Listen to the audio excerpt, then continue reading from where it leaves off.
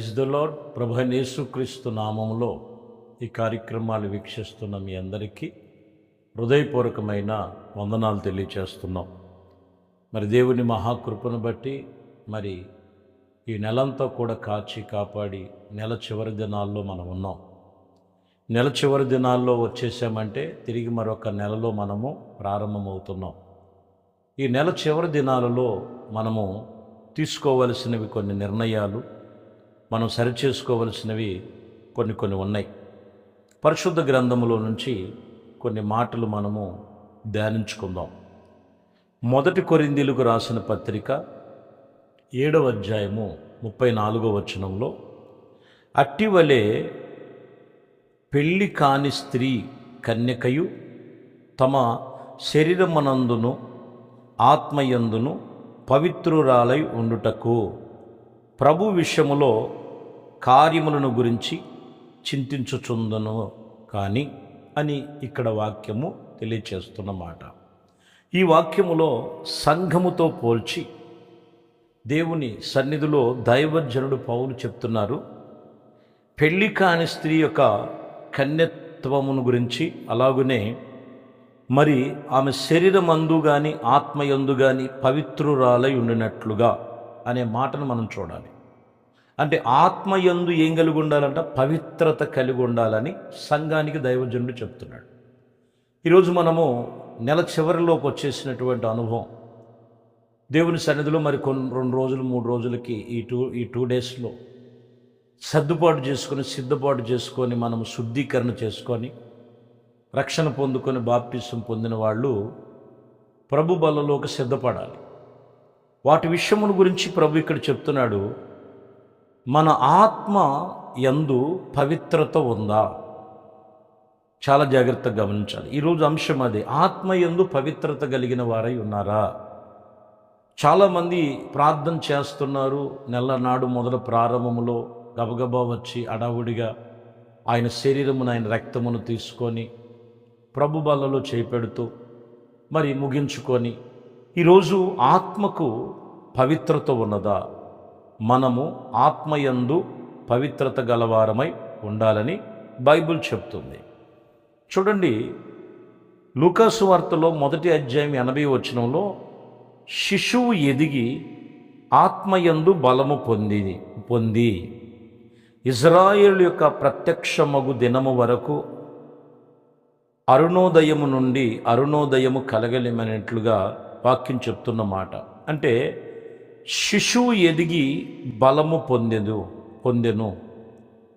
దేవుని యందు మనం గమనించాలి. మనం ఇంకనూ కూడా ఆత్మీయతలో బలహీనం అవ్వకూడదు. ఆత్మయందు పవిత్రత కలిగిన వారైతే ఆత్మయందు బలము కలిగిన వారై ఉండాలి. చూడండి, కొన్నిసార్లు ఆత్మయందు బలహీనమైపోతుంటుంది. లోక సంబంధంగా చెప్తుంటారు, ఫైనాన్షియల్గా కానీ లేకపోతే ఇంకేదన్నా కానీ ఇంకేదో కొన్ని బలమైన కార్యాలు మాట్లాడి చెప్తుంటారు. ఆత్మ బలహీనమైపోతుంది. కానీ ఇక్కడ బైబిల్ చెప్తుంది ఏంటంటే, ఆత్మ బలము కలిగిన వారమై ఉండాలి.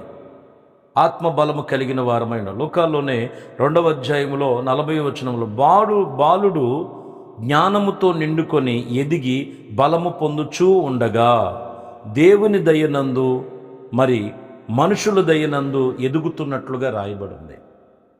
అంటే ఇక్కడ మనం ఏం కలిగి ఉండాలంటే, బాలుడైనటువంటి వాడు జ్ఞానముతో నిండుకొని ఎదిగి బలము పొందెను. ఆత్మీయ విషయంలో ఇంకా బాల్యత్వంలో ఉన్నట్లుగా కనపడుతున్నారు. ఈరోజు మన ఆత్మయందు పవిత్రత కలిగిన వారమై ఉన్నటువంటి అనుభవం ఏంటంటే, ఆత్మయందు బలము గలవారై ఉండాలి. ఆత్మయందు బలము గలవారై ఉండాలి. కొరింథీయులకు రాసిన 1వ పత్రిక 3వ అధ్యాయంలో 1వ వచనాన్ని మనం చూస్తున్నాం. సహోదరులారా, ఆత్మ సంబంధులైనటువంటి మనుషులతో మాట్లాడినట్లుగా నేను మీతో మాట్లాడలేకపోతిని. శరీర సంబంధులైన మనుషులలాగా క్రీస్తునందు ఇదిగో పసిబిడ్డల వలె అని మీతో మాట్లాడవలసి వచ్చి ఉన్నది. అప్పటికే ఎదిగిన వారుగా ఉండవలసినటువంటి సంఘం, కొరింథీ సంఘాన్ని అక్కడ అంటున్నారు, సహోదరులారా, ఆత్మ సంబంధమైన మనుషులతో మాట్లాడినట్లుగా నేను మీతో మాట్లాడలేకపోతున్నాను. ఇంకా ఎదిగినట్లుగా మీరు కనపడుతున్న ఆత్మబలం పొందుకోవట్లా. ఏదో సాకులు చెప్తుంటారు, ఏదో బలహీనతల్లో ఉన్నారు, ఏదో లోపం కలిగి ఉన్నది చాలామంది జీవితంలో. మనం ఆత్మ సంబంధమైన బలము పొందిన వారమై ఉండాలి.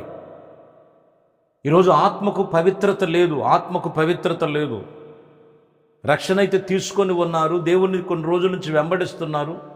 ఇంకా రక్షణను వెంబడించేటువంటి విషయములు చాలామందికి ఇంకా డెలో చేస్తూ వెనకంచి వేసేవాడు కొందరు ఉన్నారు. ఆత్మకు బలం కావాలి. అందుకనే కీర్తనకారు రాసినటువంటి కీర్తనలో 84వ కీర్తన 7వ వచనంలో, వారు నానాటికి బలాభివృద్ధి నొంది ప్రయాణము చేస్తూ వచ్చిదిరి.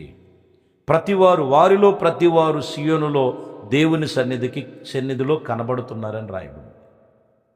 ఇక్కడ మీరు చూస్తే వారిలో ప్రతివారు బలాభివృద్ధి నొందినట్లుగా రాయబడి ఉన్నది. ప్రియమైన దేవుని బిడ్డలారా, ఏమైంది ఇంతకు ముందు ఉన్నటువంటి ఆత్మబలం? ఏమైంది ఇంతకు ముందు ఉన్నటువంటి సమర్పణ? ఏమైపోయింది ఇంతకు ముందు ఉన్నటువంటి వైరాగ్యం?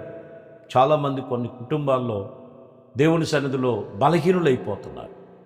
కాబట్టి ఆత్మ పవిత్రపరుచుకోవాలంటే ముందు ఆత్మ బలము కలిగి ఉండాలి. అందుకని ఇక్కడ అంటున్న మాట, వారిలో ఉన్నవారు నానాటికి బలాభివృద్ధి నొందినట్లుగా రాయబడింది.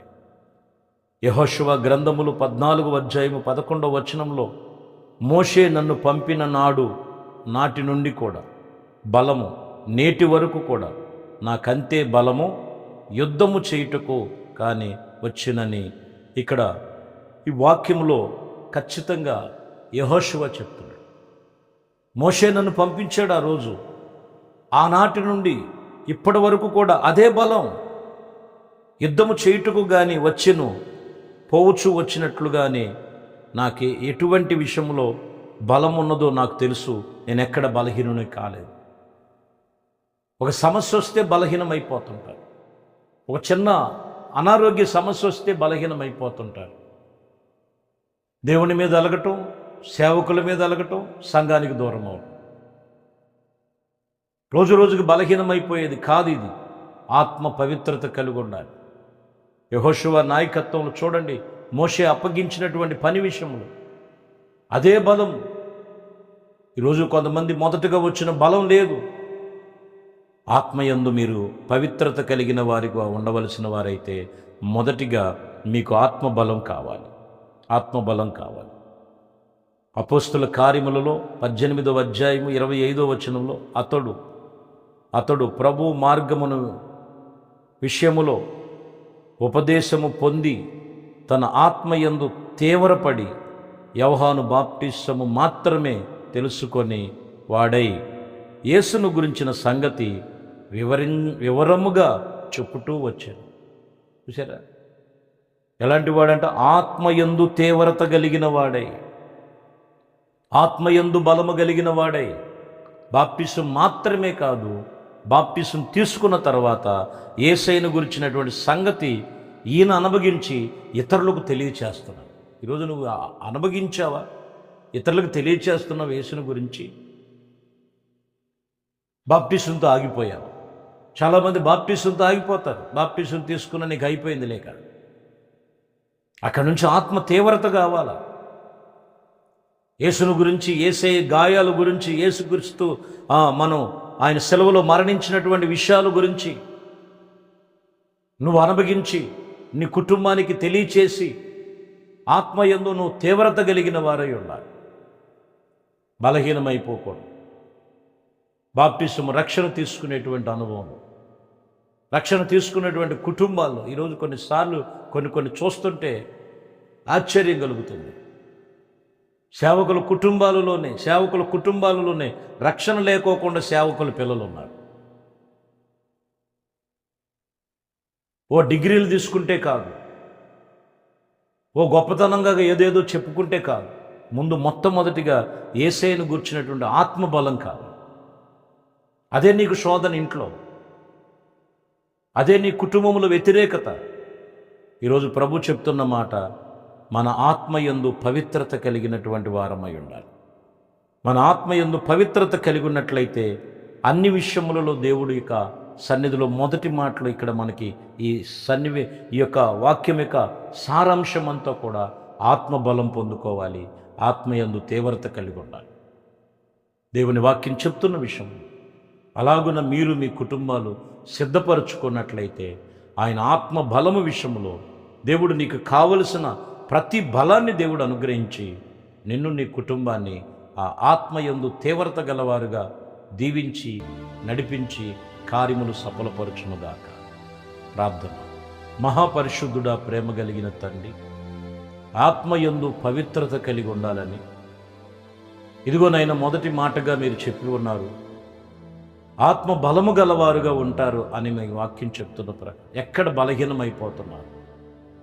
ఈ లోక మహిమలో పడి, ఈ లోకపు ఆలోచనలో పడి, ఈ లోకపు అంచుల్లో పడిపోయిన ఆయన ఆత్మీయతను పాడు చేసుకోక, ఆత్మయందు తీవ్రత కలిగి, ఆత్మయందు బలము కలిగి, ఆత్మయందునైనా నిలకడ కలిగి, వారి ఆత్మయందు పవిత్రత గలవారుగా ప్రతి కుటుంబాన్ని మీరు లేవనెత్తండి. ఆటంకపరిచేటువంటి తొలగించి ఆత్మ సంబంధమైన కార్యాలు మీ కృపలో జరిగించమని నజరేయుడైన యేసుక్రీస్తు నామములో ప్రార్థించి వేడుకొనుచున్నాము తండ్రి. ఆమేన్. ప్రభు మిమ్మల్ని దీవించి ఆశీర్వదించునుగాక. ఆమేన్.